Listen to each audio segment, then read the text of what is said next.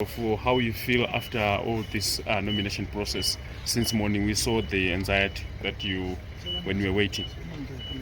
Hello. So thank you so much for being patient. I think it was a long busy day, but by the end of the day I think just God preside. So this is where we are.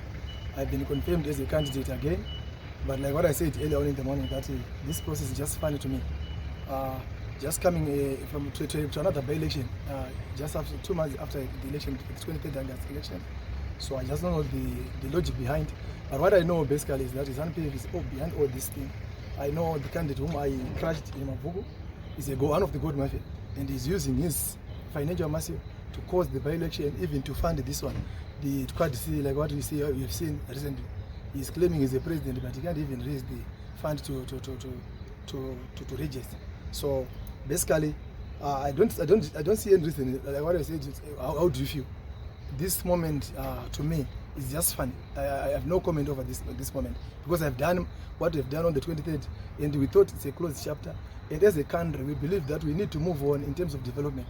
Because like what I said earlier on, that Zimbabwe now have a tendency of just remaining into election time and again, squandering national resources, funding by-elections, funding election, rather than to focus on national development. Because what we believe as CCC, we believe that after election we've got 4 to 5 years for massive development, where we bring our minds together, we share in terms of ideas.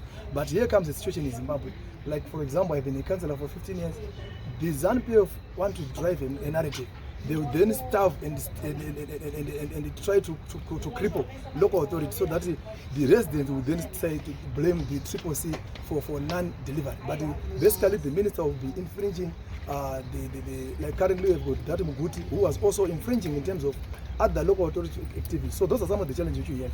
So basically we are supposed now to be sitting as a member of parliament, trying also to deal and also address issues which are pertinent, like what I addressed earlier on towards the election, that we need to focus much on, to put our focus like the construction of Kunji Dam. It remains one of the key priorities which I will drive when I'm re-elected. I know I'm quite confident I will win, but basically we need also to deal with certain issues, like the issue of the voters' roll.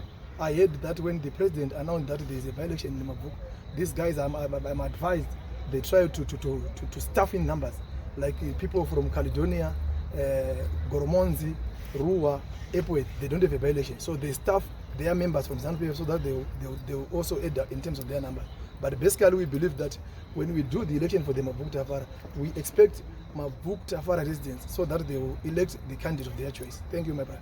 Are you not afraid of being recalled again by Tshabangu? Rico, no. That one, I don't think I have that much comment.